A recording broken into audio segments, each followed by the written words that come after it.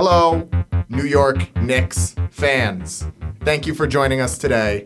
It is another exciting day of Jake's Hot Takes. A very exciting day, Very actually. exciting day. Very exciting. A lot of big news to talk about. Yeah. A lot of big things to do, to see, You took to the words hear. right out of my mouth. Yeah. No, it's been a good couple days for the Knicks. We're coasting off a very nice, very salty 110-93 win against Portland.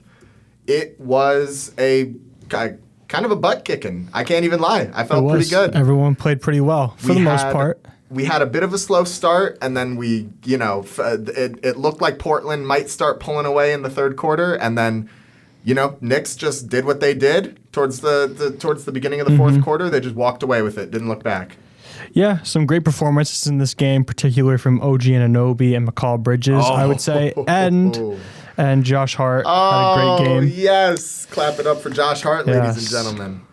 Oh, man. It just does my heart good to see Josh Hart finally perform well in a game of basketball. It does my heart good. It's been a bit of pretty long time. Yeah, and I've kind of wanted to strangle him, but he did good. Yeah, he did good. And, a decent night out of DeLon Wright, who for some reason was starting. I'm not exactly sure why DeLon Wright was starting over some of the other guys coming off the bench, but, I wanted to see Kolek personally. Yeah. But, DeLon had himself a decent night. It wasn't a too bad of a night out of him. We got 7 points, 4 rebounds, 2 assists. He shot 50% from the field and 50% from three. Yeah. So, really, what more could you ask out of a guy? Precious Achiuwa showed up in some big offensive moments. Yes.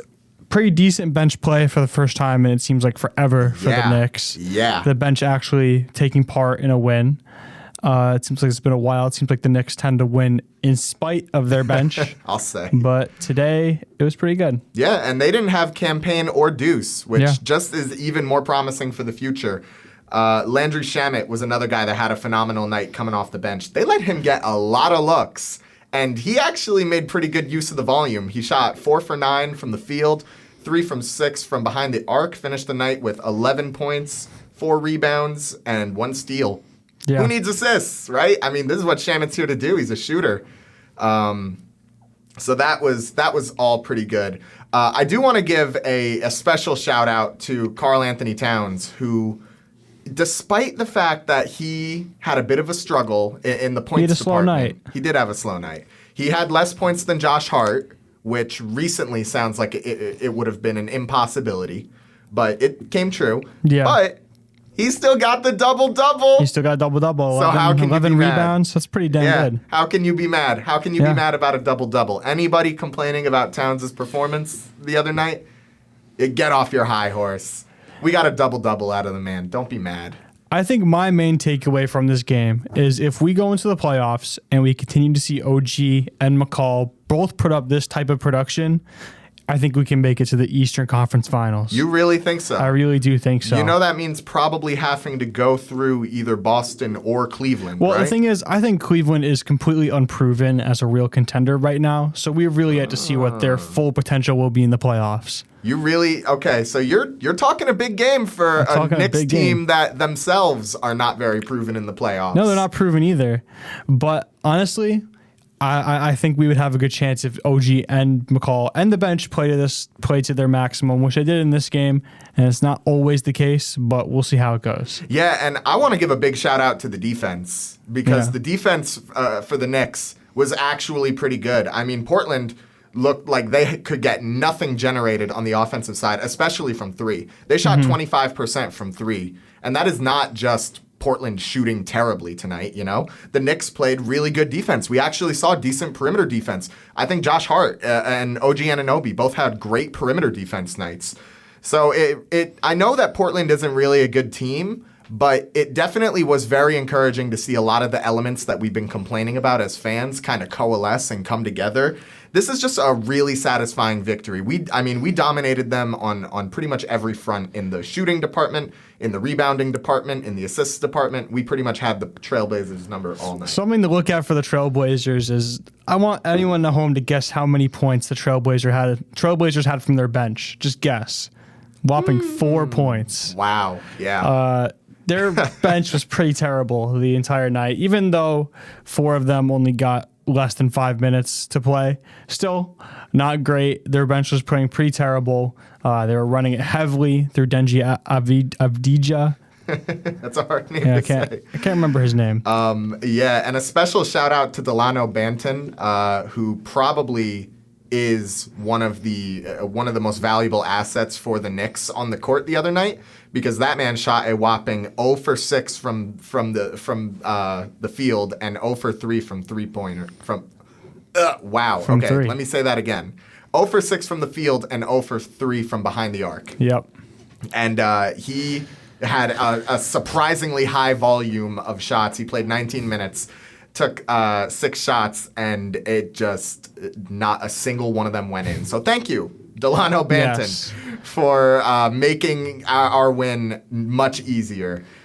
Coming off the bench for the Knicks, thank you, Mitchell Robinson, for not looking completely awful. I mean, he had a slow night points-wise, but, I mean, only 14 minutes. There's not too much you can do with that. I think it's very nice to see Josh Hart finally have a good game, especially without Brunson. Yeah. Having DeLon Wright starting as the point guard, I think until Brunson comes back, that should be the move for the Knicks. Yeah, I guess. I don't know. Especially since Deuce is out. Yeah, I don't know. I just kind of want to see what Kolek has, what Kolek's packing, I kind of just want to see him get out there and kind of work, because we haven't really seen him in a role where he is able to take a lot of shots, kind of like we saw out of Jalen Brunson, obviously, and even out of like Deuce McBride. Because when Deuce McBride was the starter, he was still getting a lot of looks. He was still getting a lot of chances to shoot. And usually it turned out pretty well for us. So I know Kolek really hasn't been good in the points department at all in his short time playing in the NBA, but he's a good facilitator, and I'm interested in him. I'm curious about him. I want to see what he's got. I want to see what can happen with him. Yeah, well, with this win, the Knicks have won 4 out of their last 5 games, which is pretty good. Yeah. And we'll have to see what they do against the Hawks coming up. Yeah, we're skipping a few games because of the pre-recordedness of it. By the time this episode airs, the Knicks will have already played the Sixers and the Cavs. Sixers and the Cavs. So we're talking Hawks. Yeah. The Hawks are currently... they're going on a nice little streak. As of recording this, they have won 4 of their last 6 games. They got good wins against Milwaukee and against Golden State. They also beat Charlotte and Philadelphia, but that's not really impressive, coming from the guy whose team lost to Charlotte. But we're not going to talk about that. We're not going to talk about that. No, it's not impressive. You're right. It's not impressive. No, it's not impressive at all. Yeah. So anyway, the big guy to look out for the Knicks is obviously going to be Trae Young. Yeah, I mean, he can facilitate the offense very well. He's one of the best offensive players in the league right now. So wow, you really think Trae's one of the best 100%, offensive? he's one of the best offensive players in the league right now. Put a number on it. Put a number. Let's say he's top 12 to 10. I would say. Okay, I'll give you that. I'll give you that. Okay, yeah, one you're of the right. best. I mean, there's so many great offensive players. You're right. I would say 10 to 12. Yeah, I think that's probably the fair range. You know what? Now I feel like we're on opposite sides of the spectrum. I feel like I could put Trae even a little higher. I feel like I might stick Trae up in like that 9 or 8. But anyway, we're not here to argue where Trae Young ranks among offensive players in the NBA right now. We're here to talk some ball. Yes. And obviously, Trae Young is going to be the big guy to watch out for. He has this team's number. He hates this team. New York hates Trae Young. Trae Young hates New York. Yep. And Trae Young is absolutely going to be looking to get a late season spoil for all the effort of us coming out to Atlanta. He's definitely going to want to put on a show. So. Yeah, and also something to look out for is the rookie, the first overall pick in this draft, Zachary Richichet, who has kind of been playing out of his mind recently, out of nowhere, against the Bucks, a game where the Hawks put up 145 points. Richichet played 35 minutes, had 36 points and 6 rebounds. Probably his best game of the entire season, so it's definitely something big to look out for the Knicks. Dyson Daniels, he's a great defensive player. Yeah, I was gonna say, my hot take for this game is I think that we're gonna watch Mikal Bridges get completely clamped by Dyson Daniels. Yeah, I think that Mikal Bridges that Daniels is much more capable of guarding Bridges than he is of Towns. And obviously the Hawks know that, and they know that aside from Towns, Bridges is our most dangerous offensive player right now. And Dyson Daniels is just an absurd defender. He always seems to find his way to the ball, and he gets those quick snatches, and he can get those steals and those intercepting those passing lanes and stuff. He's just so good at what he does. So don't be surprised if the offense has to run through a guy other than Mikal Bridges. I know he's had a nice little streak ever since we got back from the West Coast trip, but don't expect that to go much further, because I do think Daniels is going to clamp him up, which means that it is going to be on a lot of the bench guys, and especially Towns, and I would say OG Anunoby as well, to pick up the slack offensively. I would say it would be huge on OG to pick up the threes department. I think the Hawks are a team that has a good perimeter defense, so I think OG is a guy that will be able to get open and get some good looks from. Yeah, and OG, I've spoken on this before, but OG is the kind of guy where you need to get him involved in the three-point shooting game early. You can't, just pass to OG late in the game and rely on him to knock down a shot like that. You got to get him involved early. You got to let him take some shots. You got to let him feel it out. He's never going to be a guy that goes like 5 for 6 or 6 for 7. He's never going to be a guy that shoots almost perfect. Expect him to have a few misses, but man, in those clutch moments, he's going to put it down, and he can go 4 and 7 on threes. We've seen him do it before. He can go 3 and 6, and realistically, I think that's all we need out of him. So yeah, I agree. A big game from Karl Anthony Towns, hopefully. Yeah. I would say, honestly, we obviously want him to score, but similar to how he played against the Trailblazers, just more of a facilitating and rebounding department wouldn't be bad either. Yeah, I mean, as long as we can see everybody fit a role, you know. But anyway, when we get back, we are going to be talking some more ball. We're doing a Pistons watch and a Bucks watch, because those are the two teams you got to keep an eye on. Those are our two most likely first-round playoff opponents. So when we get back, we're going to be talking some Pistons, and we're going to be talking some Bucks. Make sure you stick around. Jake's Hot Takes, WGNY, 1220 94.5 News Talk Sports. Make sure you follow us on the Instagram, Jake's Hot Takes WGNY, and send an email to us at jakesHotTakes@WGNY.net. Thinking about remodeling your kitchen or bath? Wayne's Way Wholesale Cabinets has a great selection of all wood cabinets in the styles and colors to make your remodeling dreams come to life. Go to wayneswaycabinets.com for more info. Wayne's Way Cabinets, 1829 South Road, Wappingers Falls. Call 845-280-0880. Stop by and talk to Wayne today. You'll be glad you did. CDS Auto and Truck Repair is your 5-star one-stop shop for all your vehicle's needs from A to Z, offering full vehicle diagnostics. Towing is available, and they now offer fleet service. CDS Auto and Truck Repair. Call 845-563-9987. That's 845-563-9987. CDS Auto and Truck Repair, 2917 Route 9W, New Windsor.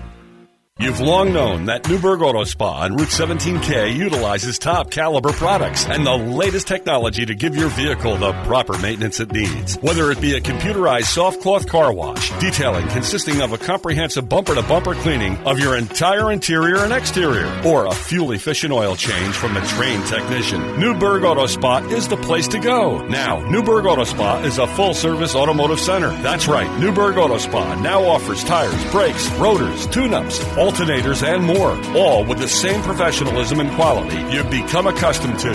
For a full list of automotive services offered in specials, go to NewburghAutospa.com. Whether you need a basic car wash, a quick oil change, or now more extensive automotive service, Newburgh Auto Spa is the place to go. Newburgh Auto Spa, quick, convenient, clean, located at 86 Route 17K and online at NewburghAutospa.com. Now offering a full range of automotive services. Newburgh Auto Spa, quick, convenient, clean. The Roma Deli, 237 Myers Corners Road, Wappingers Falls, is your neighborhood family-owned and operated deli, offering breakfast, lunch, and catering options. The Roma Deli has brought a little piece of the Bronx to Wappingers, including fresh-made sandwiches, Italian specialties, and desserts, all prepared and cooked in-house with authentic Italian ingredients. Their large menu provides lots of options to personalize your order to your taste. Vegan and vegetarian options available. The Roma Deli, offering catering that is perfect for any party or business function. Go to RomaDeli1.com or call 845-297-1200. Michael's Appliances presents Ask Andy, the appliance expert. Andy, what makes my oven smell so bad when I self-clean? Self-clean, my favorite weapon in the world. Self-cleaning is a brutal environment. Most people don't think about it. They hear self-clean. I'm not really sure if they're picturing scrubbing bubbles inside there, scrubbing, but what's really happening is we're heating the oven up hot enough to carbonize protein. We're going to take the food stuff that's left in your stove, and we're actually going to carbonize it. We're going to turn it to dust. So we're 700 degrees. So why does it smell bad? You're setting fire to a chicken. Today, a lot of the new stoves, because of the energy guidelines, there is no real self-clean anymore. They don't want those high temperatures. It's a huge waste of energy. It's very easy. You don't have to get on your hands and knees and your back doesn't hurt. You're not scrubbing the stove, but we use a ton of energy to clean the inside of that stove by heating it up. Shop with the experts. Nobody knows appliances like Michael's Appliance Center, 585 East Main Street, Middletown. Online at michaelsappliance.com. Welcome back, sports fans. It's Jake's Hot Takes, only on WGNY 1220, 94.5 News, Talk, and Sports. Oh, man, my three favorite things. Anyway, my favorite thing is sports, and my least favorite thing in sports is teams that are playing my team in the playoffs. Yeah, nice that's how it usually works. There. Nice little transition there. Yes. So we're going to be talking about the Detroit Pistons. They are one of the two most likely playoff opponents that the Knicks are going to be seeing. I don't think Indiana's going to manage to, lunge up and snatch that 3 seed from us. It looks Doesn't seem like it at this point. Looks like we're going to be able to hold on, which I was scared there for a little bit. I was, admittedly. But we're going to be talking about the Pistons now because the Pistons have gone on a little run. They actually ended up beating the Cavaliers last Friday. Yeah, so that's definitely a bit scary. It is definitely a little bit scary, and it's not like it was a close game either. I mean, they won by 11 points. Yeah. And they pretty much did not. It's not like they fell down and then they came back, and it's not like Cleveland had this huge lead that just evaporated. It's like they were neck and neck pretty much until the third quarter, and then the Pistons just kind of took it for a walk, Yeah, I mean, in my personal opinion, I think the Pistons, if we were to go against the Pistons in the first round, I think it would be the biggest trap series of all time because the Pistons are playing well right now, and I just feel like they're a team that's built to beat the Knicks in the way they are right now. Yeah, I mean, definitely a lot of scoring on pretty much all facets. They have scoring out of... they have scoring from the three. They have scoring from slashers. They have scoring from post guys. Like, pretty much they can go in and score from wherever they want. It's just about intercepting ball movement and stuff like that. So it's definitely something you're going to want to keep an eye on. I mean, Jalen Duren is playing very good right now. Although, I don't know if you heard, Isaiah Stewart did get suspended. I did see that. That might have some impact on the Pistons moving forward. But, yeah, I mean, Cade is really coming into his own this season, although he does not deserve Most Improved Player. This guy is a first overall pick. He should not be eligible for a Most Improved Player. He was a first overall pick. You don't think so? We got to give it to a guy that actually improved. I mean, it's not like Cade was a bad basketball player last year. Yeah, but I don't know. They got Cade at the point. Dennis Schroeder is not a scrub coming in off the bench. He's a pretty good role player. He can shoot. Yeah. He's just a pretty decent role player. Before all he does, he's great. Yeah. Sorry, you go. I think the biggest thing to look at, I'm looking at this Pistons schedule, is they end the year facing the Knicks and then the Bucks twice. The Bucks and Pistons face each other back to back to end the year. Right. And I feel like that these final games are really going to tell us whether we're going to face the Knicks or the Bucks, obviously because they both play back to back. So we'll see how that is really what's going to determine the seeding at the end of the day. So we'll have to take a look at those games. Yeah, definitely. I mean, we're going to be covering the Bucks and the Pistons, kind of like how we're doing the Knicks now. Except in just a smaller segment, just because it is important to keep ourselves educated on what we're up against. Yes. There is an enemy brewing in Milwaukee, and there's an enemy brewing in Detroit, and I would like to know them both before we're going to have to face one of them. Yeah. And stepping back to the roster, I mean, Tim Hardaway Jr. and Malik Beasley, again, really not a bad duo of shooting guards. Tim Hardaway Jr. is the starter, Malik Beasley coming off the bench. This is a team that really does go like 8 really solid guys deep. And that's where I think Detroit might have a bit of a conditioning advantage over the Knicks, is that the Pistons can rely on putting in They have 2 or 3 bench guys that they can really rely on getting in there, and they can play just as good as the starters. And unless I would say that McBride is probably the only guy coming off our bench that is the caliber of a starter. So that is definitely something to be concerned about because, they are going to be able to out-hustle us because they are going to have fresh legs because they're not going to fall behind by a crap ton of points every single time that they have to put in their bench. Every time Brunson needs a blow, they're not going to fall behind. Yeah, so very true. It's definitely something to be a little concerned about. Maybe not concerned, but just to be cautious about is that this Pistons team, they really can. Yeah, and they're hard-nosed. Yeah. They can run circles around us. And that's really just what I'm concerned about. I'm concerned that we're not built for this off-roading stuff the same way that the Pistons are, if that makes any sense. And they beat the Cavaliers by 11 without Cade Cunningham and without Tobias Harris. So that's something to look for. Their bench players are pretty good. I think their bench players are better than the Knicks bench players.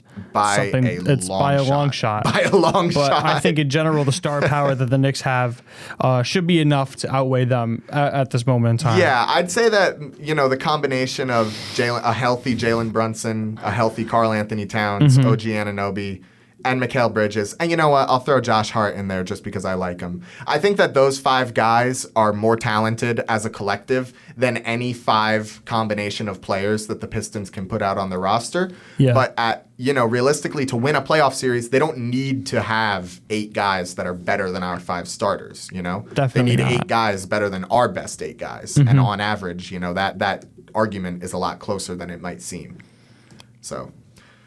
Anyway, we're going to be moving on to talking about the Bucks now because the Bucks are our other potential playoff opponent. Do you think it's going to come down to those last 2 games of the season, or do you think that we're going to have a definitive answer to who we're playing before then? I think it will. I think it will come down to those last 2 games of the season.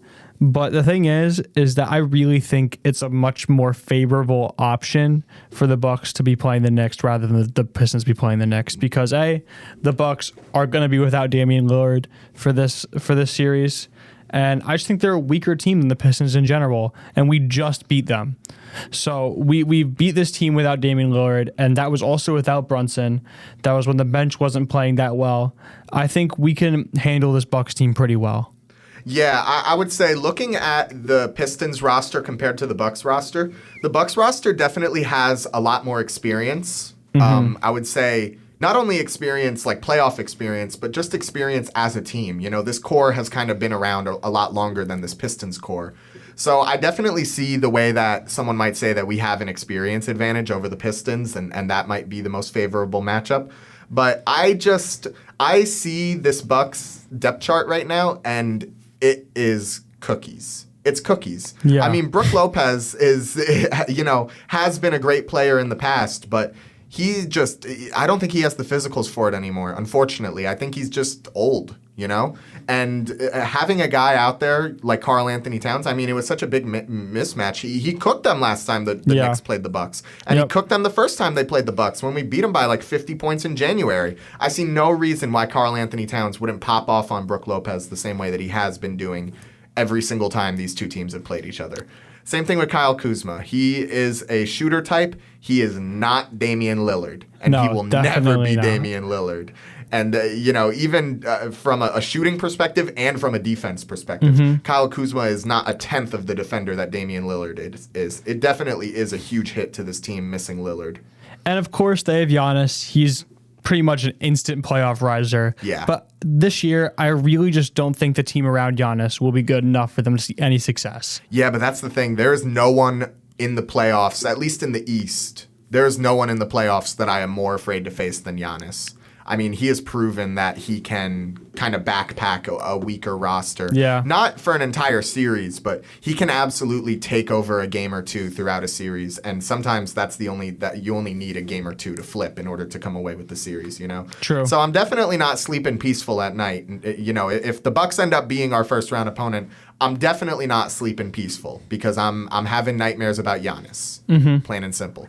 And I mean, that's just a reality that we're going to have to face, is that whichever one of these teams that we end up facing, it is going to be a death battle. This Knicks team, we are not Cleveland and we are not Boston, and we're not just going to, walk over whatever team we end up playing first.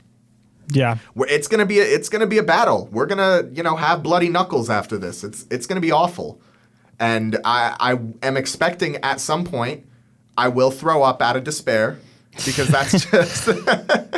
But ultimately, it's gonna turn out all right. I think against either of these teams, realistically, we have a very good shot at beating them. It's just, man, they're gonna make it tight. I can feel it. Yeah, I just think it's absolutely integral for the Knicks to hold on to this 3 seed right now. Is really what it is. I mean, they have a three game lead on the Pacers as of right now, but just need to keep going. Yeah, and you know what? Another thing that we talk about that is actually a big advantage is coaching. Because I think that Thibodeau is a better coach than Doc Rivers. Yeah. I think minimum, think he's so a better too. coach than Doc Rivers. I think so too. And, so there is an argument for Bickerstaff being a better coach than Thibodeau. I could see at this point. I don't know. I think just because the Pistons are such inexperienced and they're such an up-and-coming team right now, I think I'm willing to lean more towards Thibodeau. Also because I'm a Knicks fan. That's definitely part of my bias. But I am curious to see how Bickerstaff is going to handle, the three-headed monster that is Karl Anthony Towns, Jalen Brunson, and Mikal Bridges or OG Anunoby, depending on who you pick. I mean, Bickerstaff can lead a great defense, so if the Knicks do end up playing the Pistons, we'll just have to see how that shakes up for our offense. Yeah, I just don't know if there's really any defense that is so dominant that they are completely able to shut down all of our scoring options, Yeah. We just have so many guys out there that can just go out and get a bucket. It's honestly kind of disgusting. And that is not always something that you can prep for as a coach. So, I know that Bickerstaff can put together a good I know that he can put together a good defense, but what I'm saying is this roster that we have assembled now kind of transcends good defense. Yeah.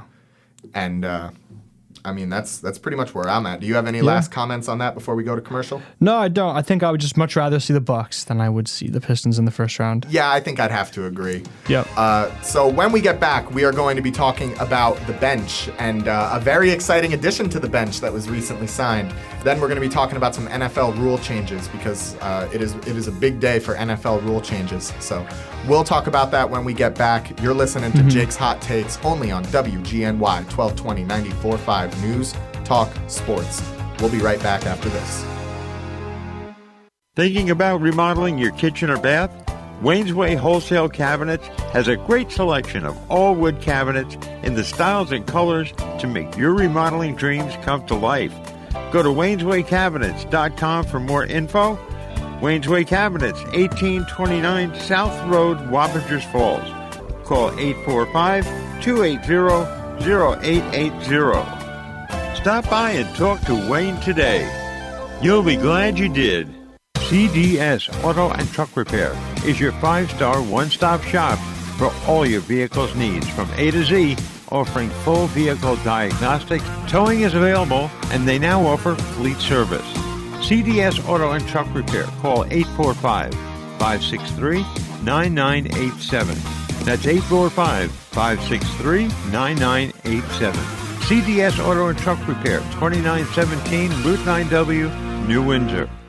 You've long known that Newburgh Auto Spa on Route 17K utilizes top caliber products and the latest technology to give your vehicle the proper maintenance it needs. Whether it be a computerized soft cloth car wash, detailing consisting of a comprehensive bumper-to-bumper cleaning of your entire interior and exterior, or a fuel-efficient oil change from a trained technician, Newburgh Auto Spa is the place to go. Now, Newburgh Auto Spa is a full-service automotive center. That's right, Newburgh Auto Spa now offers tires, brakes, rotors, tune-ups, alternators, and more, all with the same professionalism and quality you've become accustomed to.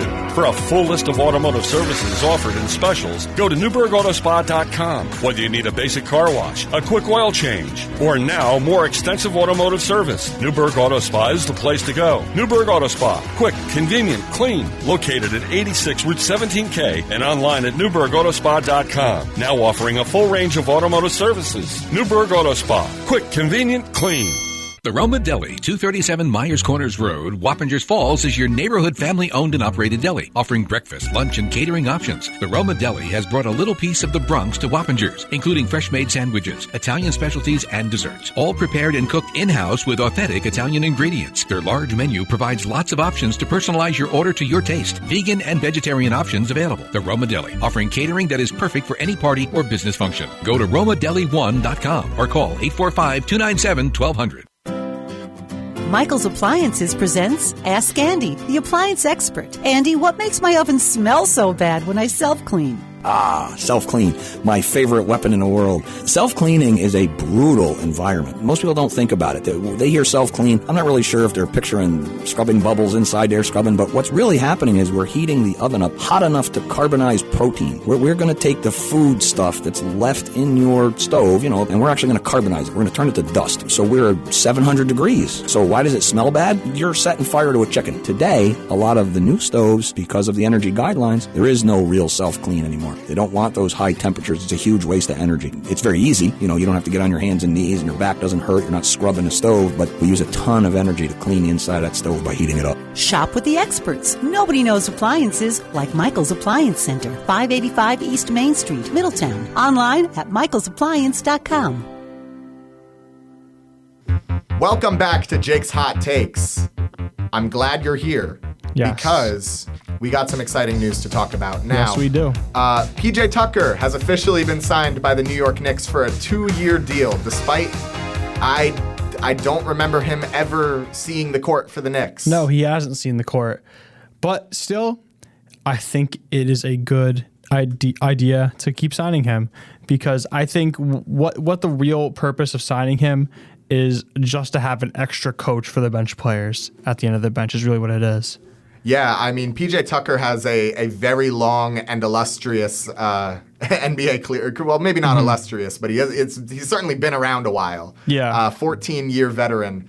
So, yeah, definitely having him on the bench as a leadership guy is important. And he does have championship experience, too. He was on that Milwaukee Bucks team that Giannis took to the championship in 2021. Yep. So he knows what the environment and he knows what the mentality needs to be like in order to have a successful team.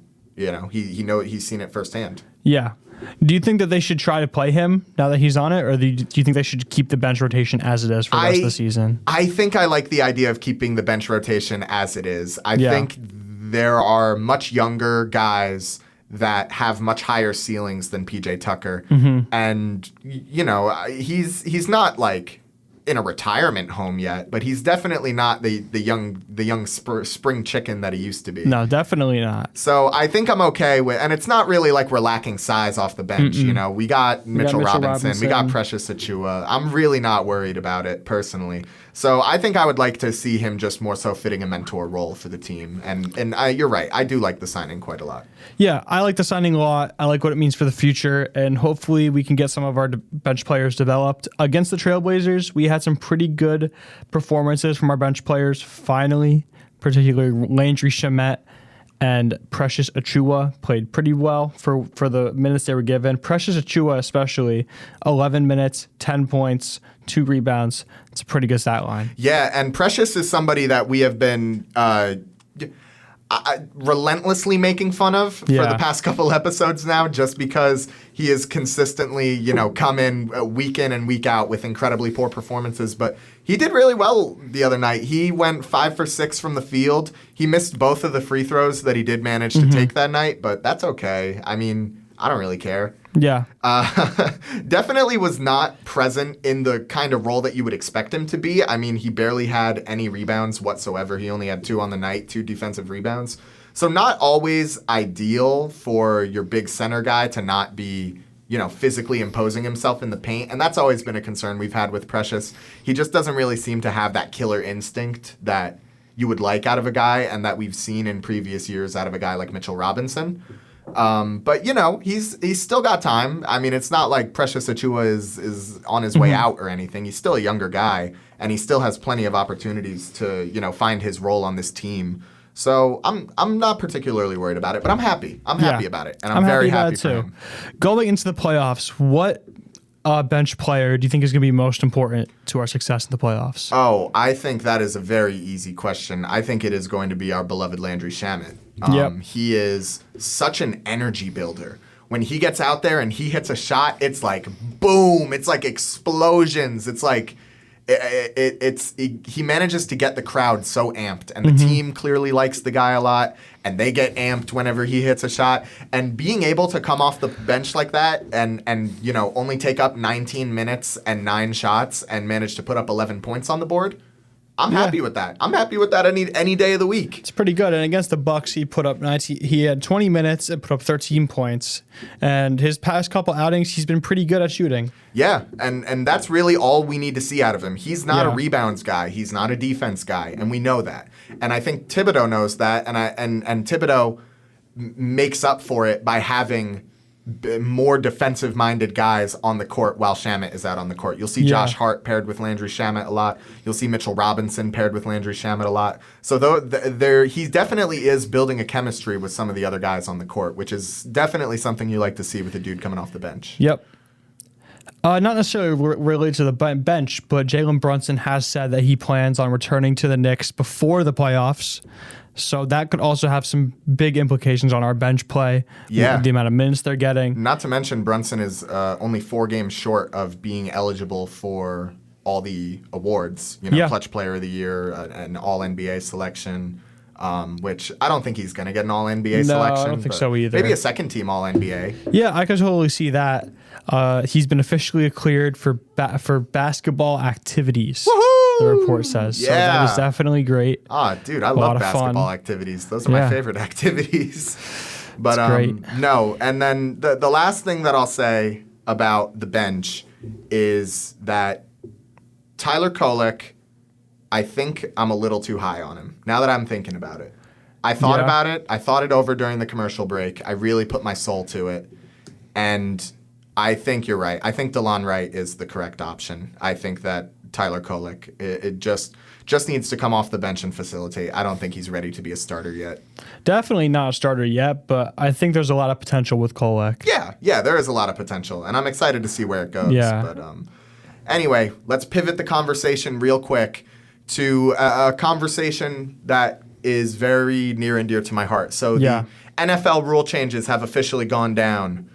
The tush push is not getting banned this offseason, at least not yet. Yeah. Because they decided to just put it on the shelf. We'll say we'll come back to it another time. What do you think of the new overtime rule? I think it's a good change. I really do. I think it makes it more fair for both teams at the end of the day. And I don't really see why it ever wasn't like this. It just seems like the most logical way for a game to end. If it goes to overtime, both teams should have a chance to score the ball. No, come on, man. This is a regular season game we're talking about. I understand why the playoff rules need to be present, how they are for the playoffs, because the playoffs have much higher stakes. But are we really about to go back and forth and, extend the timing of freaking Falcons and Raiders to an extra 30 minutes, cutting into all the other games, just so that both of these two bottom-feeding teams can get a fair shot at winning a game? Yeah, I think it's worth it because there's no worse feelings than you're watching a primetime regular season game and it's a great overtime game between your teams and you just lose a coin toss and then your team loses. I've been on both ends of that in the playoffs. As a Chiefs fan, I've been on both ends of that in the playoffs. And it definitely sucked losing to Brady in 2018, Mahomes not getting the ball. But at the same time, it's like we always just kind of accepted that was just how it went, Yeah. And I feel like this is an effort by NFL players and NFL fans to overcorrect when really the overtime system wasn't that broken anyway. It was supposed to be a sudden death. It was always supposed to be whoever gets the ball first is going to win. I don't know why we act like that is such a terrible situation, And if you really want the overtime win that bad, how about you play some defense? I just never thought it made sense that the entire game comes down to defense at the end of the day. It's really what it is. The game always comes down to defense at the end of the day. But I feel like both teams, it's taking away an entire phase of offense is what it is. And I feel like that's not fair to put it up to chance at the end of the day. with a coin flip. Okay, so what if there was another way to do it other than a coin flip? I have an idea. All right, humor me on this one. Yeah. So what we do is we stand up the ball in the exact middle of the field, like right in the center of the logo. They get the 3 team captains of the team to stand around the circle of the logo, like the outskirts of the logo. And then when the ref blows the whistle, they just got to run in there and try and secure the ball. It's just like a loose ball, like a fumble. Whoever gets it starts the ball at the middle of the field for overtime. I actually like that, but they can't start in the middle of the field because then it would just be like, it would be a short field. Well, yeah. I mean, I'd actually like that. It'd be entertaining. Okay, so maybe if you recover the ball, you move back to the 25. Yeah, you move back to the 25. Yeah. I think that'd be fair. I think that would be a lot of fun to watch. I think that'd be fun. And you got to pick the captains that you send out at the beginning of the game. So you're not allowed to just bring in a bunch of big guys right at the end. If you want them to potentially recover a loose ball, you got to send them out as your captains at the beginning of the game. Yeah, I think not? that would be awesome. Let's bring in like some XFL rules too while we're at it. Yeah, we'll go for a 3-point conversion. 3-point conversion. But no, in additional NFL news, the Lions' defensive penalty proposal has failed. The league is choosing to keep automatic first downs on defensive holding and illegal contacts. So I was against that rule in the first place. I thought it was kind of a dumb rule. So I'm happy. Yeah. Are you particularly torn up by this ruling? No, I mean, I'm fine with it. I don't really think it's that big of a deal, honestly. Yeah, it doesn't really matter. The wild card seeding proposal that the Lions made is also being shelved. Yeah. This is something that I'm actually really against personally, so I'm glad to see that they're not making any rash decisions and acting on it just because Detroit said so. I think it should be changed eventually, though, is the thing. I think there has to be some changes to the playoff seeding. I think because just the thing is the wild card weekends have been so bad ever since they introduced 7 teams. So I think you can't have it both ways. You can have 7 teams and have the same playoff seeding. I would personally rather just drop it down to 6 teams. Then, well, that's not happening. I think it'll be 8 teams before it goes down to 7 teams. I would hate 8 teams. I think we're closer to 8 teams than back to 6 teams. Hate to break it to you. I would be completely disgusted with 8 teams in the playoffs. That would just make Wild Card Weekend even more bloated and even more boring. But at the same time, I don't want to completely invalidate divisional rivalries. You know? I mean, because that's what's going to happen. If you make it so that Detroit can get the 1 and Minnesota can get the 2, you're removing divisional rivalries. But anyway, that's all I got to say about that. When we get back, we're going to be having a quick conversation about everybody's favorite diva out in New England. Yes. So make sure you stay tuned for that. Only on WGNY 1220 94.5 News Talk Sports. We'll be right back after this. Thinking about remodeling your kitchen or bath? Wayne's Way Wholesale Cabinets has a great selection of all wood cabinets in the styles and colors to make your remodeling dreams come to life. Go to WaynesWayCabinets.com for more info. Wayne's Way Cabinets, 1829 South Road, Wappingers Falls. Call 845-280-0880. Stop by and talk to Wayne today. You'll be glad you did. CDS Auto and Truck Repair is your 5-star one-stop shop for all your vehicle's needs from A to Z, offering full vehicle diagnostics. Towing is available, and they now offer fleet service. CDS Auto and Truck Repair. Call 845-563-9987. That's 845-563-9987. CDS Auto and Truck Repair, 2917 Route 9W, New Windsor. You've long known that Newburgh Auto Spa on Route 17K utilizes top caliber products and the latest technology to give your vehicle the proper maintenance it needs. Whether it be a computerized soft cloth car wash, detailing consisting of a comprehensive bumper-to-bumper cleaning of your entire interior and exterior, or a fuel-efficient oil change from a trained technician, Newburgh Auto Spa is the place to go. Now, Newburgh Auto Spa is a full-service automotive center. That's right, Newburgh Auto Spa now offers tires, brakes, rotors, tune-ups, all alternators, and more, all with the same professionalism and quality you've become accustomed to. For a full list of automotive services offered in specials, go to NewburghAutoSpa.com. Whether you need a basic car wash, a quick oil change, or now more extensive automotive service, Newburgh Auto Spa is the place to go. Newburgh Auto Spa, quick, convenient, clean, located at 86 Route 17K and online at NewburghAutoSpa.com. Now offering a full range of automotive services. Newburgh Auto Spa, quick, convenient, clean. The Roma Deli, 237 Myers Corners Road, Wappingers Falls, is your neighborhood family-owned and operated deli, offering breakfast, lunch, and catering options. The Roma Deli has brought a little piece of the Bronx to Wappingers, including fresh-made sandwiches, Italian specialties, and desserts, all prepared and cooked in-house with authentic Italian ingredients. Their large menu provides lots of options to personalize your order to your taste. Vegan and vegetarian options available. The Roma Deli, offering catering that is perfect for any party or business function. Go to RomaDeli1.com or call 845-297-1200.